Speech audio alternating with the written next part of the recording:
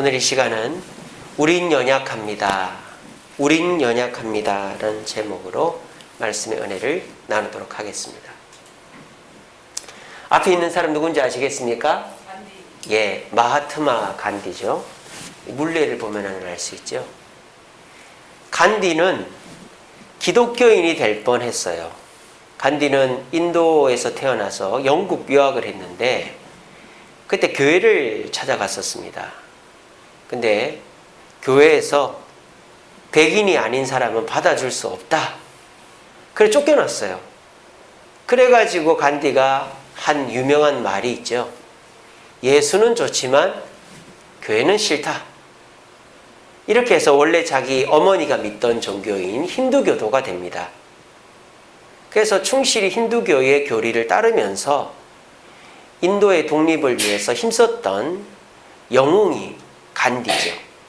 간디하면 비폭력 저항운동의 대표이고 그리고 인도를 영국으로부터 독립시킨 영웅인데 두 가지 대표적인 사건이 있죠. 하나는 소금 행진이라는 사건이 있습니다. 혹시 아시는 분 계십니까?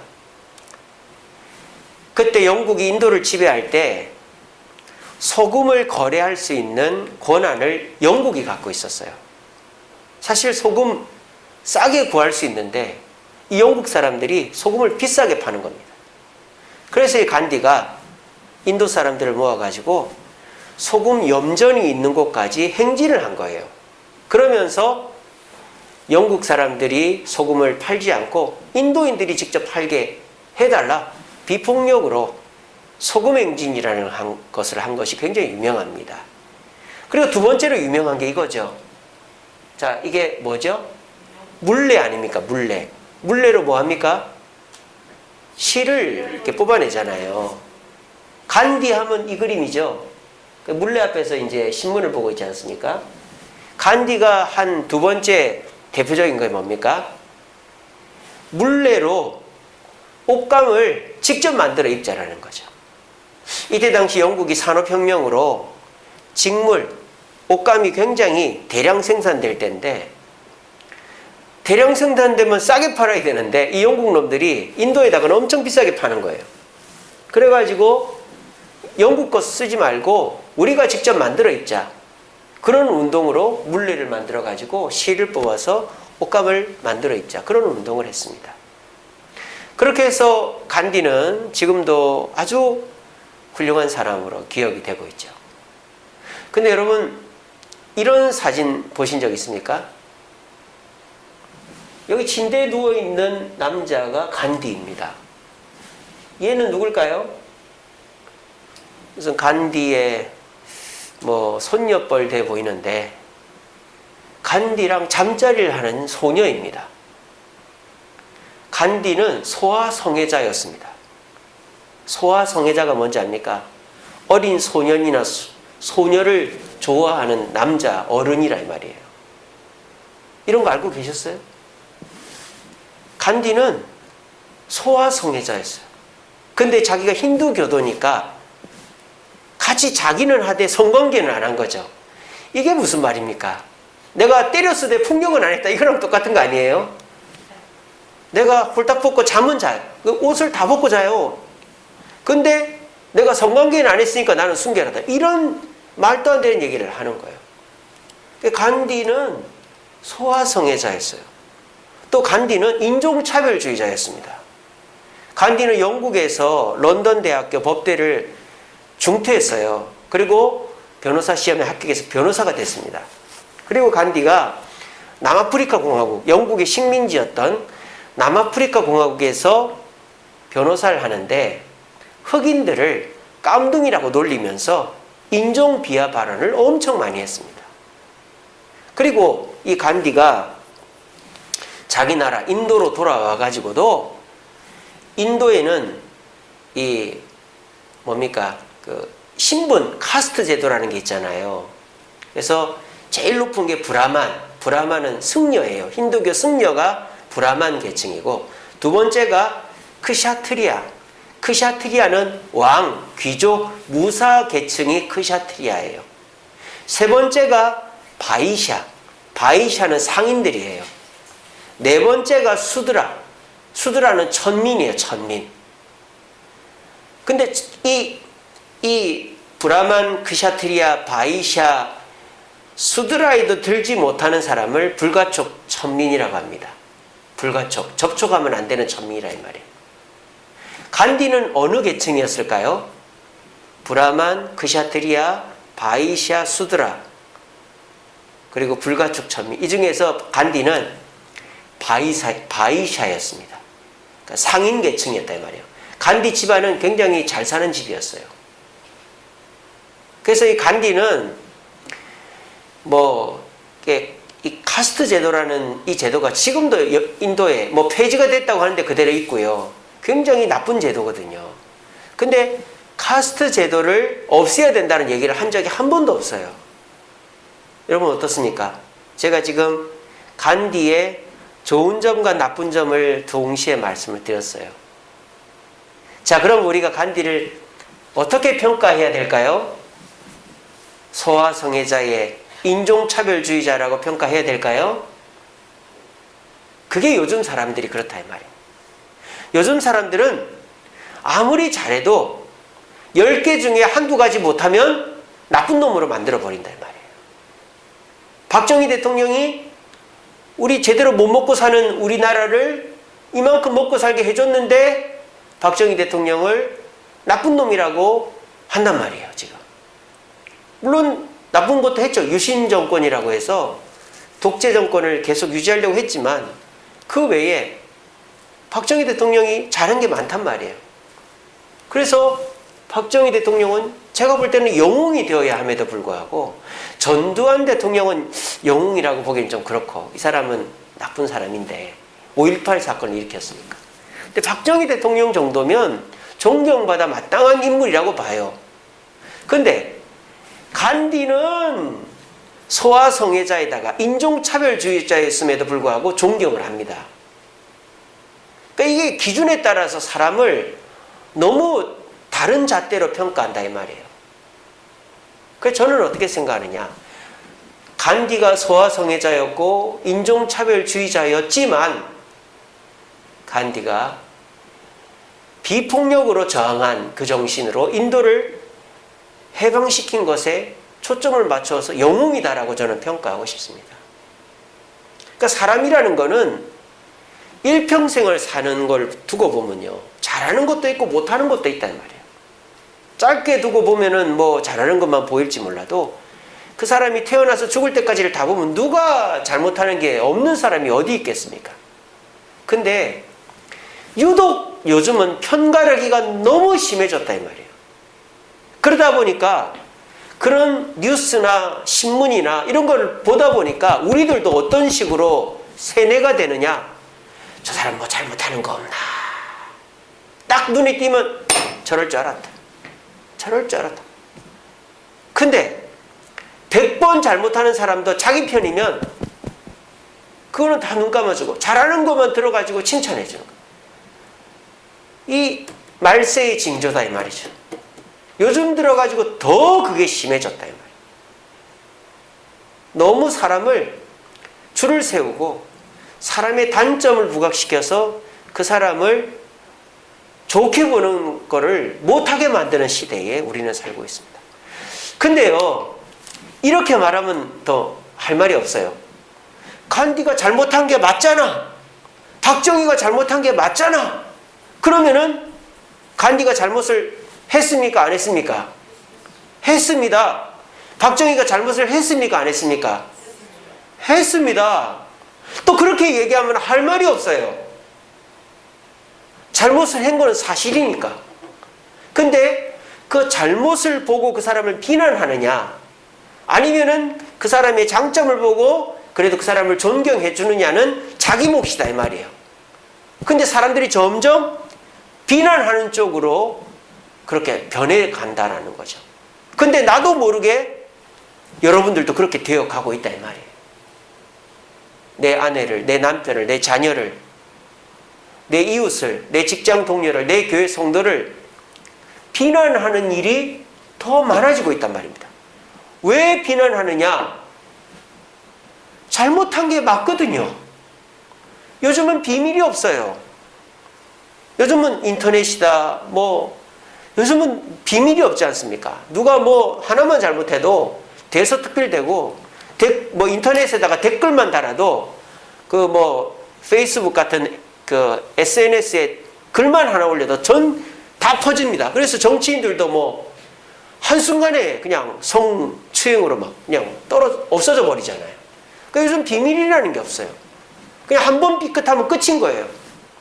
그러다 보니까 아무리 내가 조심을 해도 실수가 드러나게 돼 있다는 거죠. 그러면 어떻게 하느냐? 그거를 딱 꼬투리 잡아가지고 그 사람을 매도합니다. 근데 어떻게 될까요? 나도 꼬투리가 잡힐까요? 안 잡힐까요? 잡힌다 이 말이에요. 그러면 어떻게 돼요? 나도 불이익을 당하고 손해를 보는 거예요. 이 누가 좋아하는 걸까요? 먹이고 좋아하는 거예요. 서로 공격해가지고 서로 자멸하게끔 하려고 하는 게 마귀의 술수다 이 말입니다. 그래서 제가 수요일날 험담에 대해서 말씀드렸나요? 전에 내가 했구나. 10계명 거짓말하지 말라. 9계명 하면서. 험담이라는 게 그런 거죠. 험담은 거짓말만 하는 게 험담이 아니라 그랬죠. 참말에다가 거짓말을 섞은 게 험담이라고 그랬어요. 그걸 가르쳐 준 게 누구예요? 마귀 아닙니까? 그래서 마귀는 어떻게 하든지 서로가 싸우게끔 만드는 게 마귀라 이 말이에요. 그래서 요즘 사람들은 상대의 좋은 점을 보기보다 나쁜 점을 보는 거예요. 그 상대를 비난하기를 즐겨하는 거예요. 비꼬고 그거 갖고 웃고 말이죠. 근데 요즘은 또 상대의 장점을 칭찬하는 거는 낯간지럽고 좀 그렇게 하면은 좀 어색하고 해서 또 칭찬은 잘 안 해요. 그런데 우리가 젖어 있다 보니까 가정에서도 서로 비난하는 걸로 농담하고 서로 비난하고 교회에서도 직장에서도 칭찬의 말이 사라지는 거예요. 근데 또 그거를 뭐라 할 수 없는 게 그 단점이 사실이거든요. 그 사람이 그렇게 한 게 맞단 말입니다. 그러니까 그거를 또 내가 부인할 수도 없고 그 단점을 그냥 감싸줄 수도 없는 거예요. 이런 딜레마, 위선적인 사람, 또 이중적인 사람, 분명히 문제가 있는 사람인데 그렇다고 저 사람을 비난할 수도 없고 어떻게 해야 된단 말인가? 오늘 그 해답에 대해서 여러분들과 함께 나눠보고자 합니다. 분명한 사실은 우리는 다 연약하다라는 것입니다. 그리고 누구나 단점이 있다라는 것입니다. 그리고 연약함과 그 단점을 보고 서로가 서로를 공격하면 내가 공격하면 상대도 나를 공격합니다. 그러면 분명한 사실은 다 죽게 되어 있단 말이에요. 사탄만 좋은 일 하게 만든단 말입니다. 황새가 조개살 먹으려고 부리를 집어넣었다가 조개가 딱 닫아가지고 그걸 못 빼가지고 사냥꾼한테 잡힌다. 이게 어부지리 아닙니까? 마귀한테 어부지리하게 해주는 게 오늘날 현실이다 이 말입니다. 그런데 마귀는 또 우리 마음속에 뭐라고 합니까? 저 사람 잘못한 거 맞잖아. 잘못한 거 아니야? 그러면 또 할 말이 없단 말이에요. 그럼 우리가 어떻게 해야 되는가? 오늘 본문을 통해서 깨달으시면서 우리가 이중적이고 위선적인 사람, 잘못을 분명히 했는데도 사과도 안 하고 말이죠. 그래서 그 사람 보면은 내가 괜히 시험 들고 다 욕하는데 내가 욕 안 하면 나는 저 사람 편드는 것 같고 그래서 나도 은근슬쩍 저 사람 잘못한 것 같아. 이렇게 해버리는 이런 딜레마 속에서 우리가 어떻게 나도 상처 안 받고 사람을 비난하는 사탄 마귀의 계계에 안 넘어갈 수 있는가 오늘 말씀을 통해서 확인하시고 부디 이 말세 지말의 시대에 장점, 영웅도 아무리 세종대왕도 여러분 영웅이잖아요. 근데 요즘에는 세종대왕이 굉장히 그 난잡한 그 남자였다 그런 얘기들을 한단 말이에요. 그러니까 사람이 장점만 있을 수는 없단 말이에요. 그러니까 그런 거를 가지고 서로가 서로를 공격하는 이런 시대 속에서 우리가 어떻게 하면은 공격하지 않고 험담하지 않고 하나님의 마음으로 화해하고 용서하고 하나 되어서 갈 수 있는가? 그 비결을 깨달으시고 우리 모두 사탄에게 놀아나지 말고 승리할 수 있는 저와 여러분 되시기를 간절히 바랍니다. 자, 오늘 이야기 한 컷으로 말하면 이 그림이죠. 이집트의 왕 바로입니다. 파라오. 파라오를 성경에서는 바로라고 하죠. 자, 여기 앞에 있는 사람은 아브라함과 사레입니다. 아브라함이 되기 전이고 사라가 되기 전이죠. 아브람, 사레입니다. 아브라함은 75세, 사레는 65세, 10살 차이입니다. 아유, 75세면 할머니, 할아버지 아닙니까? 하는데, 이때 당시에 평균 수명이 120, 150 이랬으니까, 그렇게 환산하면 청년입니다, 지금. 청년이라고 보면 돼요. 오늘날도 어떻습니까? 옛날에는 환갑잔치 했잖아요. 60 살기가 힘들다 이 말이죠. 그러니까 나이가 40만 돼도 늙어 보인단 말이에요. 근데 요즘은 70만 돼도 건강하죠. 80 넘어가면 조금 몸이 안 좋아요. 90세, 100세 사는 분들이 많습니다. 그러니까 40세, 50세가 돼도 옛날 30대 모습이죠. 우리 김문옥 장로님 보십시오. 60인데도 흰머리 하나 없고, 우리 권태봉 권사님 보십시오. 70이 다 돼가는데도 염색을 안 하지 않습니까? 그러니까 이제 요즘은 수명이 길어지니까 예전에 40대만 돼도 나이 들어 보이던 게 이제는 60이 돼야 나이 들어 보인다 이 말이에요. 그렇게 생각하시라 이 말이에요. 아니 65 된 할머니를 바로왕이 미쳤다고 이뻐하나 그렇게 생각하지 마시고, 저 때는 120, 150이 평균 수명이니까 65이면 지금으로 말하면 20대다 이 말이에요. 그러니까 굉장히 이쁜 데다가 이제 젊은 나이다 이렇게 보시면 됩니다. 근데 이제 원래 이 아브라함과 사레가 이집트로 오려고 한 게 아니죠. 원래는 어디 있으려고 그랬습니까? 가나안 땅에 있으려고 그랬어요. 하나님이 지시한 땅이 가나안 땅이었으니까. 거기 머물러 있는데 그 가나안 땅에 뭐가 들었죠? 기근이, 가뭄이 들어가지고 먹을 게 없는 거예요. 딱 굶어 죽게 생긴 거죠. 그러니까 어떻게 됩니까? 먹을 게 있는 땅으로 가야 되겠죠. 그러니까 이거는 어쩔 수 없는 거예요. 그러니까 아브라함의 인생에서 흑역사죠, 이게. 가장 큰 흑역사입니다. 근데 이거는 어쩔 수 없는 거예요. 굶어 죽을 수밖에 없는 상황인 거죠. 그러니까 어쩔 수 없는 선택으로 먹을 것이 있는 이집트로 가야 되는 거예요. 근데 자기 아내가 너무 이쁜 겁니다. 우리 강유미처럼 너무 이쁜 거예요. 그런데 요즘은 그래도 아내를 뺏기진 않단 말이에요. 그러니까 저는 안심하고 이렇게 하지만은, 이때 당시는 왕이 자기 나라에 들어오는 모든 건 자기 거거든요. 만약에 자기 나라에 들어오면서 그 왕한테 주기 싫다? 그러면 그 사람은 나가야 되는 거예요. 안 그러면 죽든가. 그거를 알고 있으니까 이 아브라함이 어떻게 해야 됩니까? 아내는 만약에 제가 아브라함이었으면 당신은 가나안 땅에 있어라. 우리 하인들이랑 내가 이집트 가서 먹을 걸 구해올게. 이러면 될 거 아니에요. 근데 아브라함이 지금 멘붕이 온 거예요. 그러니까 여러분들이 나중에 말씀드리겠지만 아브라함은 지금 아무 정신이 없는 겁니다. 왜? 굶어 죽게 생겼으니까. 그래서 이런 어떤 현명한 생각이 전혀 안 나는 거죠. 사람이 너무 힘들면 어떻습니까? 시야가 좁아지잖아요. 그래서 남들이 보면은 그냥 저렇게 하면 될 텐데 왜 저 사람 저렇게 하지? 우리가 머리를 긁을 때 여기가 가려우면 이렇게 긁으면 되잖아요. 근데 그게 생각이 안 나는 사람은 어떻게 긁고 이렇게 긁잖아요. 이렇게. 그거 똑같은 거예요. 그러니까 이 아브라함이 지금 멘붕이 온 거죠. 굶어 죽게 생겼다.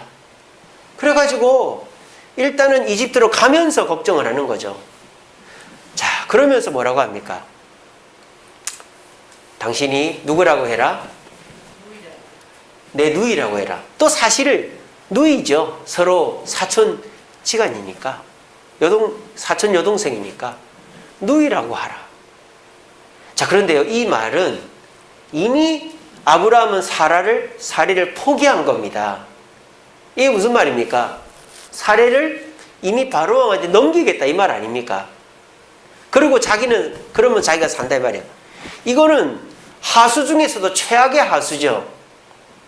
목숨 하나 건지자고 아내를 버리겠다 이 말입니다. 그러면 하나님의 사명은 어떻게 됩니까? 그러니까 이거는 지금 아내도 서운할 일이고 하나님도 환장을 노리세요.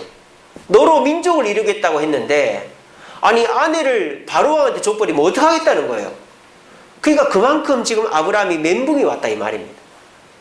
그 실질적으로 진짜 가니까 걱정이 현실이 돼버린 거예요. 국경을 통과하자마자 왕한테 인사를 하러 갔더니 사라를 딱 보더니 이 바로왕이 너무 이쁘니까 내 후궁으로 삼아야 되겠다 하고 데려간 거예요. 아브라함은 아무 말도 못하는 거예요. 이미 그런 생각을 하고 있었고 멘붕이 와 있는 상태니까 안 굶어 죽으려고. 사람이요 참 굶어 죽는 위기에 있으면 이렇게 되는가 봐요. 여러분 저 유럽을 보십시오. 유럽이 그렇게 인권 강조하고 말이죠. 그렇게 젠틀한 척하면서 이 코로나 바이러스 퍼지니까요. 유럽이나 미국 보십시오. 사재기하고 서로 대모하고 인권이 어디 있고 젠틀이 어디 있습니까? 그러니까 사람이 먹고 사는 문제, 목숨이 왔다 갔다 하면은 그런 거 없는 거예요. 아브라함도 굶어 죽게 생겼으니까 또 여기 가서 내 아내니까 못 준다 하면 내 목이 날아가게 생겼으니까 아내를 그냥 바로왕한테 줘버린 거예요. 여러분 아브라함이 아내를 바로왕에게 준 건 잘한 겁니까? 잘못한 겁니까? 분명히 잘못한 겁니다. 이거는 빼도 박도 못하는 거예요.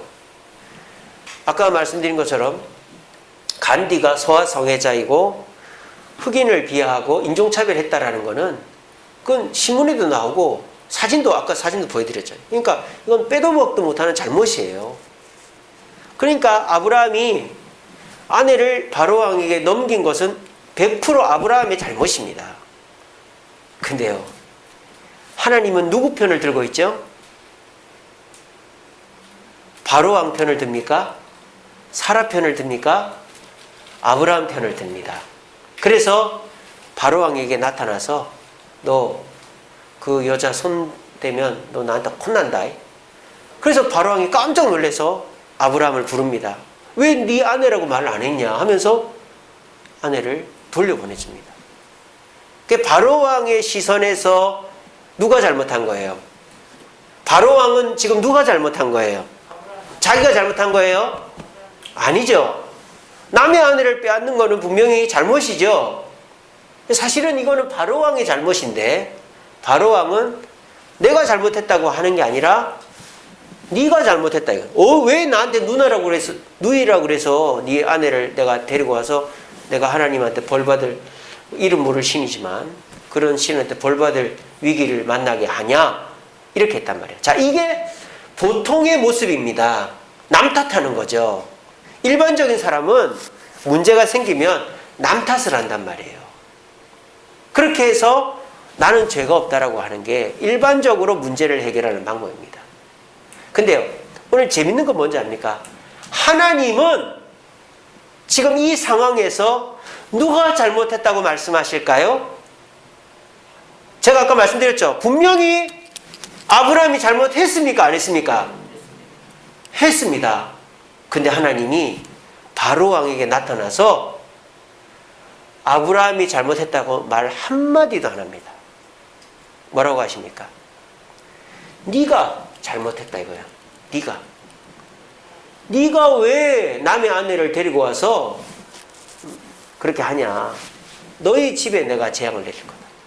지금 하나님은 아브라함이 잘못했다는 말은 1도 안 합니다. 사실은 바로도 잘못을 했지만 더 큰 잘못은 아브라함이죠. 아브라함이 이집트 땅에 안 왔으면 될 거 아닙니까? 굶어 죽더라도 그냥 가나안 땅에 있었으면 하나님 굶어 죽였겠어요? 안 죽이죠. 약속의 땅으로 보낸 건데 헤브론 하나님이 약속하신 땅인데 그러니까 이게 원초적인 잘못, 가장 큰 잘못은 아브라함입니다. 근데 하나님은 지금 아브라함에게는 1도 죄를 안 묻고 있다는 것이 오늘 이 설교의 핵심이다 이 말이에요. 저와 여러분들도 분명히 잘못을 했는데 잘못했다고 말 안 하는 사람, 또 주변에서 저 사람 잘못했지? 너도 그렇게 생각하지? 막 우리한테 동조하라고 한단 말이에요. 그럴 때 내가 어떻게 해야 되지? 분명히 저 사람이 잘못을 했는데 내가 저 사람 잘못했다라고 얘기를 안 하면 내가 왕따 되는데 내가 어떻게 해야 되지? 이런 갈등에 휩싸일 수 있단 말입니다. 그럴 때 우리는 어떻게 해야 된다? 하나님처럼 하면 된다 이 말입니다. 하나님 지금 어떻게 하는 거예요? 아브라함이 분명히 잘못을 했지만 아브라함을 책망하는 게 아니라 바로를 책망하면서 아브라함을 감싸 안고 있다 이 말입니다. 우리도 그렇게 하면 이중적인 사람, 위선적인 사람을 책망하지 않고, 그리고 하나님 앞에서도 부끄럽지 않는 험담을 하거나 비난하는 사람이 되지 않는다 이 말입니다. 제가 하나 더 예를 들어볼까요? 예수님께서 제자들과 함께 다니는데 제자들이 손을 안 씻고 음식을 먹었어요. 마태복음 15장에 보면요. 이거 제자들 잘못한 겁니까? 안 한 겁니까? 분명히 잘못했죠. 손을 씻고 먹어야죠. 율법에도 있고 위생적으로도 그렇고. 그래서 딱 걸렸다. 바리새인들, 유대인들이 예수님, 선생님, 당신 제자들 손 안 씻고 먹었습니다. 이거 팩트입니다. 팩트. 어떻게 얘기할 겁니까? 자, 그럼 예수님이 어떻게 해야 됩니까? 미안하다. 내 제자들 손 안 씻고 먹었네. 어이구 이놈들 왜 손 안 씻고 먹어가지고 나를 부끄럽게 해, 이 손들아. 이게 일반적이죠. 여러분들이 자녀들한테도 그렇게 하고 남편한테, 아내한테, 직장 동료한테, 교회 성도한테 그렇게 합니다. 근데 우리 예수님 그렇게 했습니까? 안 했습니다. 예수님 뭐라는 줄 압니까? 니네들은 잘하냐? 이렇게 하는 거예요. 바리새인들한테. 그러면서 예수님이 뭐라는 줄 압니까? 너희들 부모한테 줘야 될 물건이나 돈을 고르반 하나님께 이건 드린 거니까 부모한테도 못 줘 해놓고 부모한테 안 주지. 너희들 그렇게 하면서 내 제자들 손 안 씻었다고 뭐라 그래? 이게 무슨 말입니까? 예수님은 지금 제자들의 단점을 이렇게 추궁해가지고 제자들을 깎아내리려고 하는 그런 비판적인 상황에 휩쓸리지 않고 있는 거예요. 그래서 내 제자들을 비난하지 않는 거죠. 내 제자들을 보호하는 것입니다. 그렇게 해서 서로 비난하고 험담해서 서로 깎아내리는 그런 분위기에 젖어들지 않으셨다 이 말입니다. 이게 요즘 세상을 살아가는 저와 여러분들에게 필요한 지혜다 이 말입니다. 제가 계속 말씀드립니다. 상대방이 잘못한 게 팩트예요. 그러면 잘못을 한 거죠. 그걸 가지고 누군가가 야 너희 형 이랬다, 너희 동생 이랬다, 네 아내가 이랬다, 네 남편이 이랬다, 누구누구 이랬다, 잘못한 거지. 그럴 때 우리가 할 말이 없단 말이에요. 잘못을 했으니까. 그러면서 걔가 왜 그런지 나도 모르겠다, 내가 가서 야단칠게. 이게 우리의 일반적인 형태다. 요즘에 한국 교회 목사들이나 교회들이 그렇게 한다 이 말이에요. 사랑제일교회 욕을 하고 IM 선교회 욕을 하고 우리가 너무너무 미안하다, 죄송하다 이런다. 저는 그렇게 하면 안 된다고 생각합니다. 세상이 교회를 욕한다고 교회가 교회를 욕을 하고, 세상이 성도를 욕한다고 성도가 성도를 욕을 하면 안 돼요. 그러면 그 욕을 들은 성도 교회는 또 다른 교회나 성도를 욕을 하게 되어 있습니다. 이거는 누가 좋아할 일이에요? 마귀가 좋아할 일이에요. 아싸, 서로 싸움 붙였다, 잘했다. 왜? 잘못한 거는 사실이니까. 우리 고신교단이라고 잘못하는 게 없습니까? 저기 부산 온천교회 확진자 나왔어요. 여러분, 우리 고신교단입니다. 이번에 그 세계력교회에서 데모했지 않습니까? 우리 고신교단입니다. 만약에 우리가 사랑제일교회 욕한다, IM선교 욕한다, 그러면 거기서 온천교회는 세계력교회는 그러면 어떡할 거예요? 이게 지금 마귀가 뭐 좋아하는 거예요? 서로 싸움 붙이는 거예요. 지금 교인들끼리 싸움 붙이고, 교회들끼리 싸움 붙이고, 교단끼리 싸움 붙이는 거예요. 저는요, 처음에 뭣도 모를 때, 제가 전도사 때, 이렇게 신학생 때 막 목사들이 타락하고 막 교회들이 막 성도들 착취하고 이럴 때 말이죠. 그런 막 정의감에 불타가지고 한국교회 목사들 다 썩었다. 저렇게 잘못하는 목사들, 저렇게 잘못하는 교회들에 대해서 한마디 해야지. 왜 한마디도 안 하고 있을까? 자기도 욕 안 먹으려고 저러나? 저 사실 그런 생각 많이 했었습니다. 근데 제가 담임 목사가 되고 보니까 욕을 하면 안 되더라고요. 왜? 나도 똑같거든요. 내가 목회를 하다 보니까 나도 말의 실수가 있고 판단의 미스가 있고 문제가 있단 말이에요. 내가 남을 판단하거나 야단칠 처지가 안 돼요. 게다가 내가 목사가 되고 보니까, 담임 목사가 되고 보니까 이게 서로가 서로를 동업자 의식 뭐 이런 게 잘못을 그냥 덮어주는 그런 차원이 아니라 서로가 서로를 용서해야 담임 목회를 하지, 막 비난하고 들추어내고 그래 담임 목사 못해요. 여러분 지금 한국 교회도 보면은 막 이렇게 진보적인 교회들 막 교회 비난하고 뭐 이러는 교회들이 있어요. 그런 교회 가보십시오. 교인 몇 명 없어요. 한 30명 앉혀놓고 맨날 교회를 까는 설교밖에 안 합니다. 근데 그 앉아있는 양들이 도대체 뭘 먹겠어요? 서로 비난만 하고 앉아있는 거죠. 목사는요, 바다와 같이 품어줘야 되는 거예요. 이런 성도 있고 저런 성도 있고. 그러니까 험담이 목사의 입에서 나오면 그 목사는 목회 망하는 겁니다. 그러니까 습관 자체가 남을 험담하는 습관이 아니라 성도들을 목양할 때에도 덮어주고 이해하고 서로 화해시키고 이러는 목사이기 때문에 다른 목사가 설사 가늠죄를 짓고 돈을 떼먹고 장로랑 싸워도 그거를 욕을 하지는 않는 게 정상적인 목회를 하는 목사들이라 이 말이에요. 제가 지금 무슨 말 하는지 알겠습니까?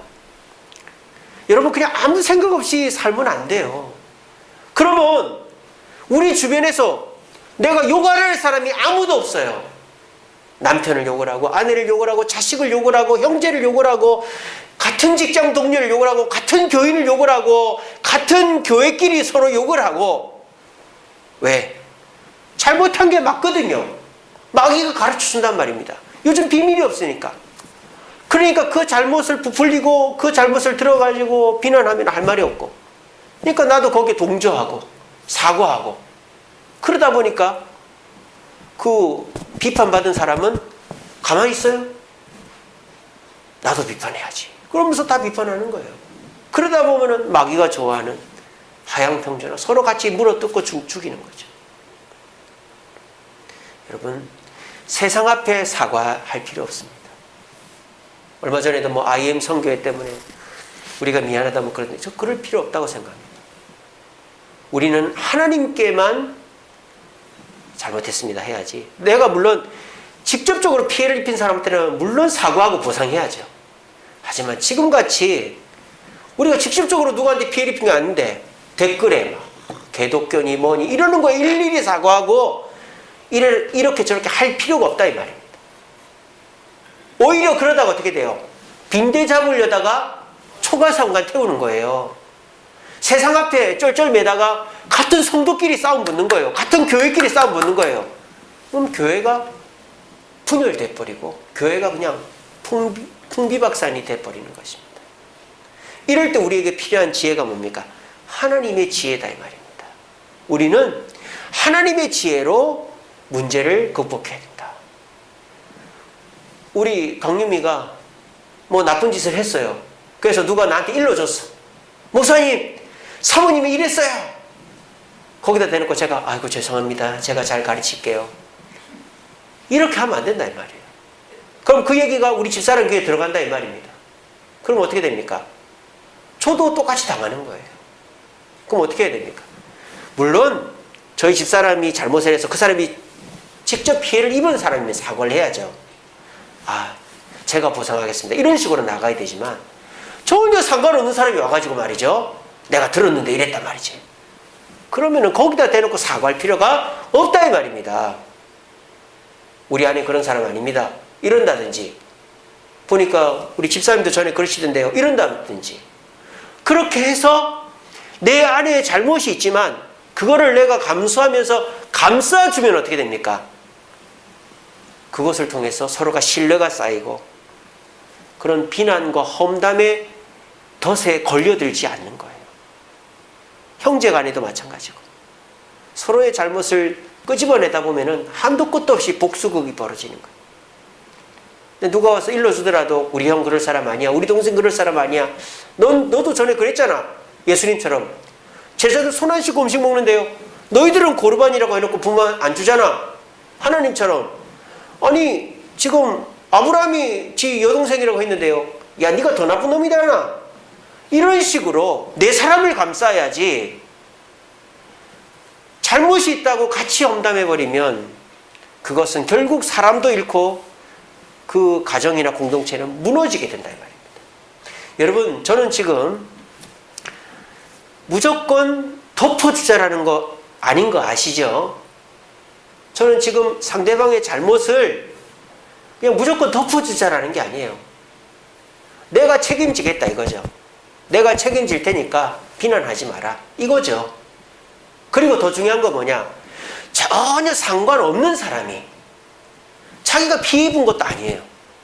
삼자가 나서서 막 욕을 하는데 거기다 대놓고 미안합니다 이럴 필요가 전혀 없다 이 말이에요. 왜 거기다 대놓고 미안하다고 합니까?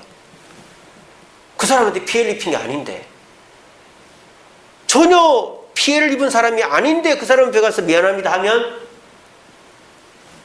내 가까이 있는 그 사람은 상처 입는단 말이에요. 난 저 사람한테 피해 준 게 아닌데 왜 내 남편이, 내 아내가, 내 형제가 저 사람한테 사과를 하지? 이렇게 돼버리는 거예요. 여러분, 우리는 이 세상 살아가면서 내가 연약하다라는 사실을 기억을 해야 돼요. 그래서 내 아내가, 내 형제가, 내 성도가, 내 주변 사람이 잘못을 하면 그래 저럴 줄 알았다 이게 아니라 속으로, 내 속으로 나도 저렇지 그렇게 일단 생각하는 거예요. 그리고는 아무 관련 없는 사람이 잘못한 내 가까운 사람을 욕을 할 때 당신이나 똑바로 해라고 이렇게 하는 것이 하나님의 방법입니다. 아브라함을 그렇게 해서 세워주셨고 또 예수님도 제자들을 세워준 거예요. 여러분 그런 거 있지 않습니까? 남편이 맨날 일도 안 하고 싸움질이나 하고 가정적이지도 않고 이런 남편이 있어요. 근데 아내가 남편 앞에서는 여보 이렇게 할 거야 당신 나가주고 이래도 다른 남자, 다른 여자, 다른 사람이 자기 남편 욕을 하면 그 아내는 어떻게 합니까? 맞아요 내 남편 죽어도 싸요 이런 아내가 있어요? 요즘은 그런 아내들 많아요. 근데 옛날에는 어떻습니까? 왜 네 남편 욕을 해요? 당신이 뭐 잘했다고? 그래도 내 남편이 얼마나 좋은데? 이게 정상이지 않아요? 옛날엔 다 그랬잖아요. 맨날 술 먹고 노름하고 돌아다녀도 그래도 기둥서방이라고 가서 돈 갚아주고 대신 사과하고 욕하면 싸워주고 말이죠. 요즘은 그냥 그런 거 없어요. 내가 살고 봐야 되니까. 남편이 잘못하면은 물러나는 거예요. 내 남편 잘못했으니까 내 남편하고 알아서 하시오. 형제끼리도 형이 잘못하면은 예전 같으면 우리 형이 뭐 잘못했는데 너 나한테 혼나볼래? 이렇게 해야 되는데 우리 형하고 알아서 하세요. 자기 손해 안 보려고. 여러분 이게 올바른 방법입니까? 우리는 내가 저 사람 감싸주면 내가 손해보겠지. 또 내가 저 사람 감싸주면은 내가 나쁜 놈 되겠지. 덮어주는 사람이라고 욕먹겠지. 지금 한국교회 목사님들 그렇게 욕먹고 있으니까 뭐 정의롭지 못하다 뭐 서로 감싸준다 뭐 이런 욕을 들어도 우리는 같은 형제, 같은 교회, 같은 성도, 같은 남편 아내를 챙겨줘야 되는 거예요. 내가 대신 욕을 먹고 내가 대신 손해를 보더라도 서로 같은 편끼리 욕하는 거 아니에요. 서로 그렇게 해서 험담하고 물고 뜯으면 마귀만 좋아하는 일이 된단 말입니다. 여러분 주변에서 누군가 잘못을 했을 때 일단 속으로 아이고 저 사람이 또 저런 일을 했네. 나도 저럴 때 있지. 이런 생각을 먼저 하시고 누군가가 막 비난을 하면 내 가까운 사람이 그 사람한테 직접적으로 손해를 입혔다면 내가 배상하겠습니다. 이렇게 하고 직접적으로 손해본 사람이 아닌데도 삼자가 막 비난하면 대신 싸우는 거죠. 당신이 뭔데 내 남편 욕을 해? 우리 교회 목사님 욕을 해? 우리 목사님 우리 교회가 뭐 잘못했다고? 그게 하나님의 뜻입니다. 그렇게 해야 우리는 우리 사람을 잃지 않는 거예요. 그리고 주님 앞에 가서도 칭찬받는 거예요. 우리 모두 나의 연약함을 먼저 보시고 하나님의 시선으로 사람들을 판단해서 험담으로 서로 비난하고 깎아내리는 이 시대에 휘둘리지 마시고 승리할 수 있는 저와 여러분 되시기를 간절히 바랍니다.